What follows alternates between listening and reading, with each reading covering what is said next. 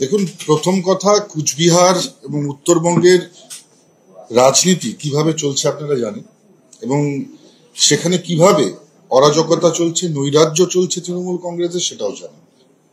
কিছুদিন আগেই সম্মানীয় বিরোধী দলনেতা সেখানে গিয়েছিলেন এবং একেবারে কোর্টের অনুমতি নিয়ে গিয়েছিলেন। তারপরেও কিভাবে আক্রমণ হয়েছে দেখেছেন। গত দুর্গাপুজোর সময় একেবারেই অরাজনৈতিক কার্যক্রমে সম্মানীয় সুকান্ত দা তিনি সেখানে গিয়েছিলেন, তার সঙ্গেও কি ধরনের অভদ্র আচরণ হয়েছে আপনারা দেখেছেন।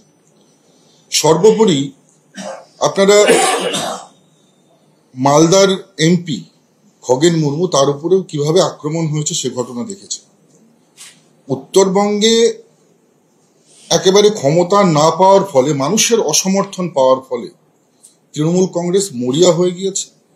তাদের নেতারা সবসময় ভারতীয় জনতা পার্টির যারা সরকারি প্রতিনিধি তাদের উপর যেমন আক্রমণ করছে, ঠিক একইভাবে সাধারণ মানুষের উপরও কিন্তু এই আক্রমণ নেমে আসছে।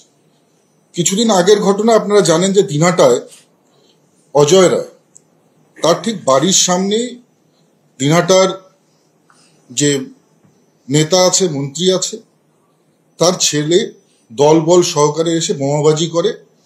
সেই সিসিটিভি ফুটেজ আপনারা কিন্তু টিভির পর্দায় দেখেছেন। পুলিশ নির্বাক, পুলিশ একেবারে মিউট স্পেকটেটর। কিন্তু যখনই বিহার নির্বাচনে জয়ের ফলে সেই অজয় রায় তার নিজের বাড়ির সামনে দুটো আতশবাজি তার বৃদ্ধ মা, তার স্ত্রী, তার দুই ছোট ছোট সন্তানকে নিয়ে সেখানে ফাটিয়েছে, সেখানে আনন্দ উৎসব করেছে, ইমিডিয়েট দিনহাটা থানার আইসি সেখানে এসে তাকে অ্যারেস্ট করে এবং এখনো পর্যন্ত তাকে কিন্তু গ্রেপ্তার করে রাখা হয়েছে। আপনারা আসুন না, দিনহাটায় আসুন, গ্রামেগঞ্জে সেখানে দেখুন কি অরাজকতা চলছে। বহু এবং অজয় রায়ের মাকে তাকে আহত করেছেন, তার স্ত্রীকে অসম্মানিত করা হয়েছে।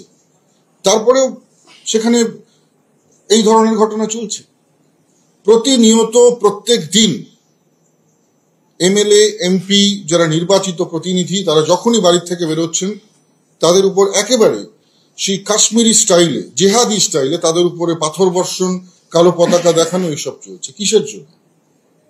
আজকে এসআইআর হচ্ছে, এসআইআর ভারতীয় জনতা পার্টির কোনো কার্যক্রম নয়, তৃণমূলেরও কোনো কার্যক্রম নয়।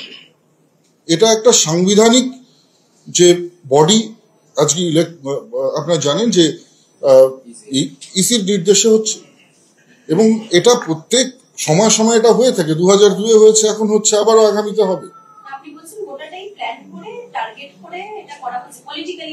একেবারেই উত্তরবঙ্গের, বিশেষ করে কুচবিহার জেলা এবং দিনহাটায় যে ধরনের সন্ত্রাস চলছে, আমার মনে হয় এটা কিন্তু যে আমরা কিছুদিন আগে দেখেছিলাম যেভাবে কাশ্মীরে সন্ত্রাসবাদ হতো, তাই সেটাকেও ছাপিয়ে যাচ্ছে।